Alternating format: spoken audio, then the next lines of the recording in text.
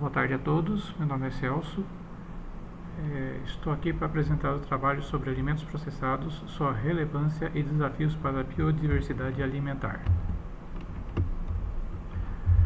Bom, a gente tem que começar perguntando para que processar o alimento. Geralmente é ou para manter as qualidades originais ou para modificar essas qualidades com vistas até alterações desejáveis nessas qualidades. Mas principalmente os processos de alteração do alimento foram e ainda se mantêm, o objetivo principal deles era conservar os alimentos. Aí a gente se pergunta, para que conservar um alimento? Normalmente é para prolongar e manter as condições dele por períodos mais extensos e aumentar a durabilidade deles para aproveitamento ou uso futuro.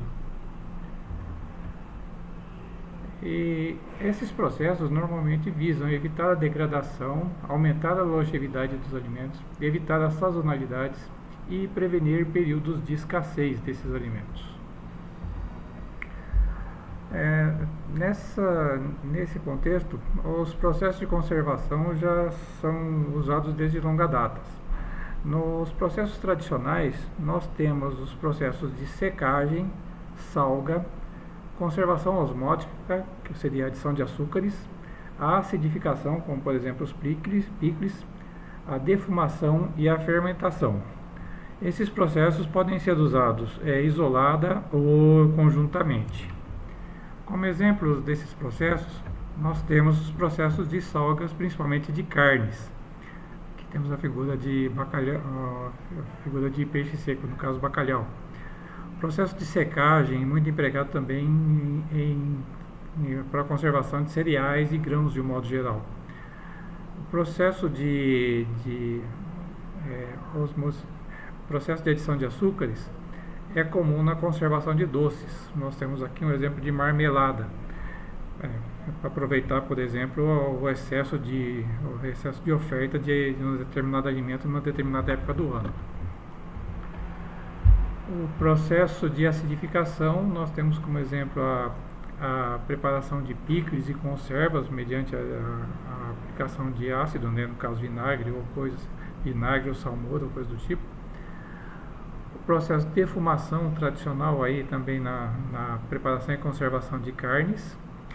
E temos o processo de fermentação, em que nós temos diversos alimentos que são fabricados e processados, como por exemplo os pães, as cervejas, os queijos, fermentação de leite e outros alimentos que são processados dessa maneira com vistas à conservação.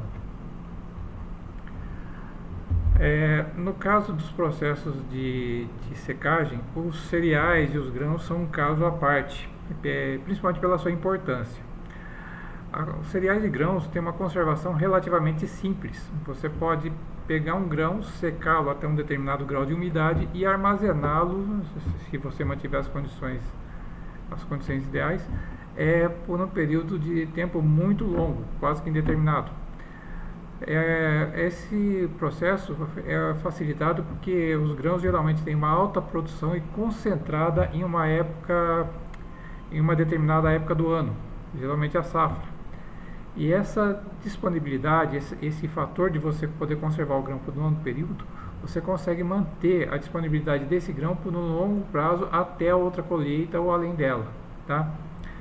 Isso para a humanidade tem um significado muito grande, porque isso permitiu ao ser humano a sedentarização das populações, ou seja, as populações puderam se agrupar em um determinado local e se fixar naquele lugar. Esse processo também permitiu que essas aglomerações urbanas pudessem crescer, gerar maiores aglomerações, e a consequência disso foi a criação da civilização e a manutenção dela. Uma vez que você tinha uma população que tinha que plantar o grão, tinha que colher esse grão, tinha que juntar esse grão, começava a surgir aí a diversificação, porque tinha que ter o controle desses estoques. Teve aí o surgimento da matemática, da contabilidade, teve a separação de tarefas e a divisão do trabalho. com pessoas que se tornaram artesãos especializados para se fazer ferramentas, se fazer potes, se fazer cestos. Teve que gerar uma parte da população que tivesse voltada para a proteção dessa colheita e a proteção desses grãos, que seria a divisão aí, a surgimento da classe de soldados. Teve até a classe de religiosos que tinham que rezar para proteger esse grão e essas colheitas, e até a classe que tivesse que administrar tudo isso. Enfim, não é uma afirmação leviana dizer que o grão permitiu a civilização do ser humano e a transformação dele no que a gente é hoje. Da parte dos processos de conservação modernos, nós podemos falar dividir em duas categorias, que tem os processos físicos, né, que fazem uso da refrigeração e do congelamento, que é controle da temperatura, a pasteurização, que também é um processo que envolve a manutenção, a alternância de temperaturas quentes e frias, a irradiação nuclear, que permite que você trate o alimento para ele conservar por mais tempo, o uso de embalagens de atmosfera modificada, que é classificada como MAP, as tecnologias de envasamento de alimentos por alta pressão, que é o HPP, e também envasamento e a esterilização através de temperaturas muito altas, chamado HT, onde o caso mais conhecido é o do leite de caixinha. Isso também é a questão do enlatamento, que é a conservação que o alimento é cozido ou tratado, acondicionado envasado, né, em potes ou em latas, e esses potes ou latas são submetidos a alta temperatura para se esterilizar o ambiente que está lá dentro. É outro método de conservação. Também temos o advento dos métodos químicos, por exemplo, a adição de nitratos e nitritos, adição de ácidos como sórbico, sorbatos, os ácidos benzoico e benzoatos, a inclusão de antioxidantes para evitar a degradação por oxigênio de alimentos, com a adição de vitamina C, por exemplo, utilização de sequestrantes e emulsificantes, tudo com vistas a preservar ou alterar as condições do alimento e fazer eles durarem mais tempo. Os processamentos de alimentos com vistas à conservação, ele também pode ser usado para preservar as características físico-químicas e sensoriais originais ou para modificá-las intencionalmente, aí modificando inclusive as características nutricionais desse alimento. Essas modificações que de início puderam ser, vamos dizer assim, obtidas por um acaso, as que resultaram em características desejáveis foram processos que foram aperfeiçoados e acabaram gerando alimentos derivados dos originais e que hoje são valorizados e são feitos intencionalmente. E é um processo também que é disseminado em todas as culturas humanas. Aqui na ilustração da esquerda nós temos aqui um queijo gorgonzola, onde a adição de fungos dá essa aparência de verde nele. É uma coisa comumente encontrada na nossa sociedade.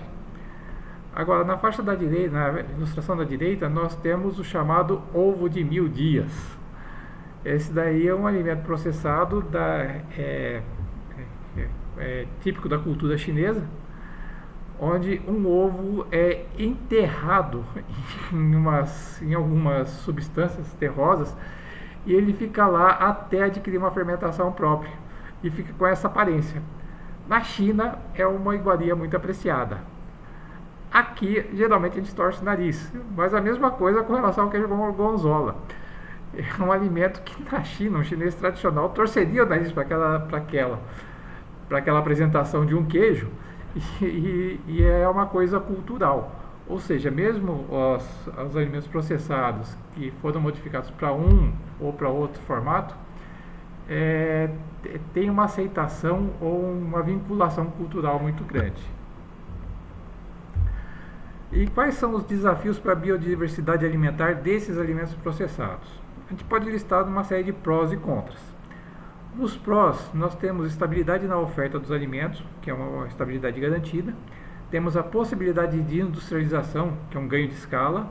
uma padronização desses alimentos em que a gente consegue fazer com que esses alimentos eles tenham uns determinados parâmetros que são, vamos dizer assim, desejáveis e aceitáveis, e a gente tem um melhor aproveitamento de um excesso de oferta de alimentos em determinada época do ano, e a gente pode utilizar eles ao longo do ano todo. Como contras, a gente tem alguns riscos, como o risco de monotonizar a dieta, ou seja, a dieta pode ficar muito simples ou muito sem variação. A gente tem, como consequência disso, a gente também tem o risco de gerar carências nutricionais. Estou lembrado de um caso aí em que, em determinadas épocas do ano, pelo menos uma região da Itália, a falta de determinados nutrientes gerava casos de avitaminose ou coisa parecida. A gente tem o risco de gerar doenças metabólicas generalizadas na população, como hipertensão, obesidade, problemas cardiovasculares, diabetes, etc.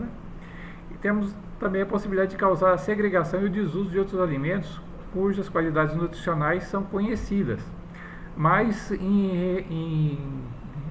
porque são menos palatáveis que os alimentos processados ou industrializados, eles acabam sendo deixados de lado. Então, a gente tem, por um lado, um aumento da oferta, mas a gente pode, se não trabalhar direito, pode ter um aumento da restrição desses alimentos. Pode ser ter um aumento da oferta exclusiva de alguns alimentos processados em detrimento de outros que poderiam ser processados, explorados ou até enriquecer a dieta das pessoas. Por fim, quais são as conclusões? Os alimentos processados com vistas à conservação foram e são fundamentais para a humanidade. Esses processos envolvidos têm raízes históricas e são amplamente disseminados nas diversas culturas e são feitos de maneira adequada, eles podem garantir a segurança alimentar das populações. Era isso e obrigado. A bibliografia vai seguir junto com o trabalho. Obrigado.